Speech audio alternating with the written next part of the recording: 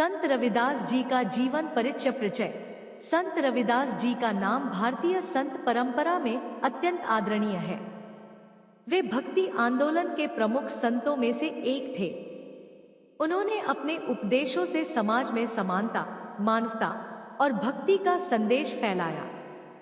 वे एक महान समाज सुधारक, कवि और संत थे जिन्होंने जाति-पाति और ऊंच नीच के भेदभाव का विरोध किया।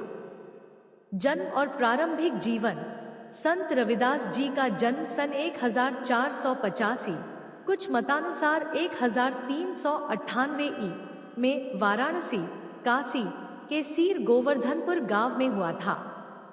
उनके पिता का नाम संतोख दास जी और माता का नाम कलबा देवी था। वे चर्मकार, चमार जाति से थे, जो उस समय समाज में निम्न मानी जाती थी।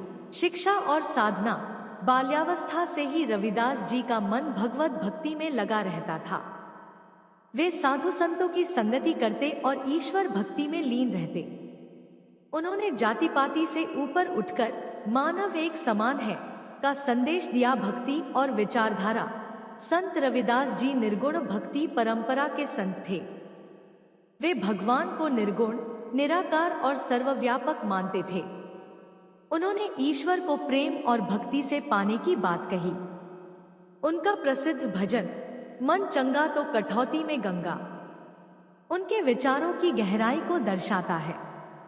उन्होंने एक ऐसे समाज की कल्पना की जहां सब समान हो, जिसे उन्होंने बेगमपुरा कहा, एक ऐसा नगर जहां कोई दुख, कर या भेदभाव नहीं हो। मुख्य शिक्षाएं।